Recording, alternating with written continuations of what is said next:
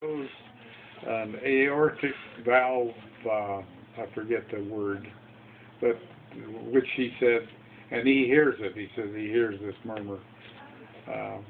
It's just because the valve's getting tired.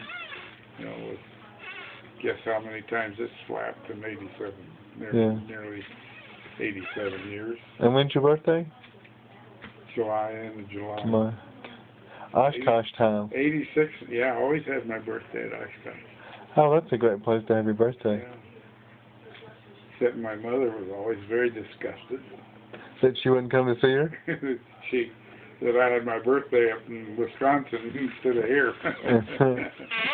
She couldn't participate in a birthday party. Did she live here with you?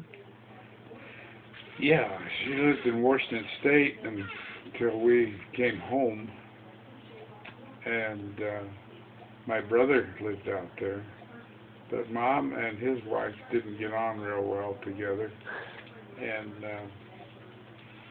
so we told, Louise and I talked it over, and we told Mother that if she wanted to move back with us, that she was welcome. But the only stipulation was that she'd have separate quarters. And because she was tended to be a mother-in-law apartment. Take over, you know. Oh yeah. And Louise is very low key that way. Yeah. And so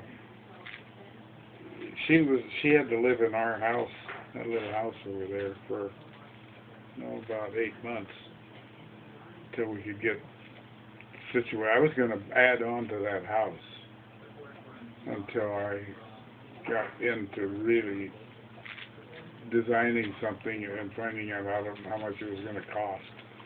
And it was way out of... And she'd always wanted a mobile unit. She had a sister-in-law that had a really nice mobile unit. And Mom thought that was really neat. She liked it. So we started seriously looking for good mobile units. There was a brand she liked, and I can't remember what it was. Well made. They're made down in Georgia, I think. And she liked that. There was so many of these mobile units are really junk. Well, Bob, you tell me you have a terrible memory, but you seem to be remembering fine. I can remember that. Anyway, we found them, and I found it in the paper. A young couple that were wanted to sell her. You know, that she'd gotten pregnant, and they were going to need more room. So we got that, and I sited it right beside the house there on the center.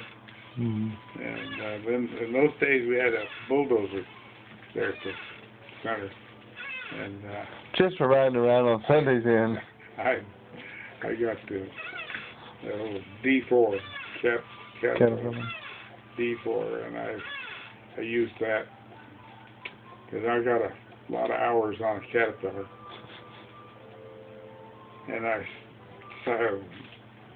carved out a place there. We were able to site that.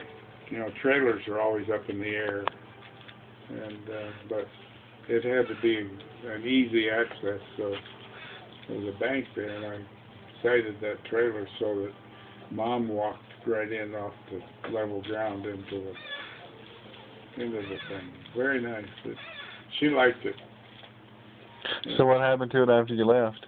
Well, I sold the whole lot, our house and the trailer, to Jars.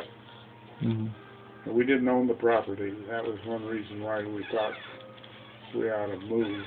Plus, the Jars was making noises about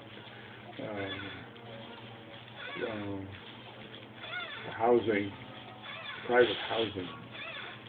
privately owned housing on the center.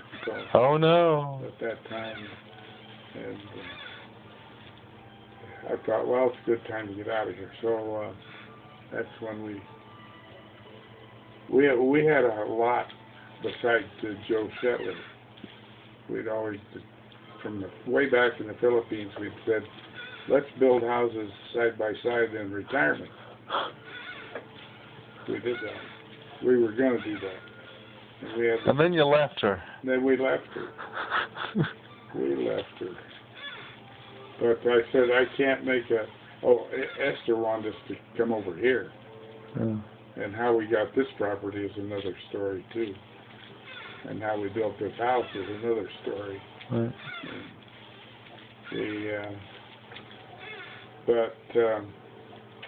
So I sold the house and mother's house to Jars for, it was right at $50,000. Mm. And they used it. They used of course, they're still using the house. Louise told me who was in that right now. I can't remember. But the mobile unit was, it had a lot of years on it. And they used it for 3 or 4 years, and finally they pulled it out of there. And I don't know what they did with it, whether they sold it to somebody or junked it out or what. I have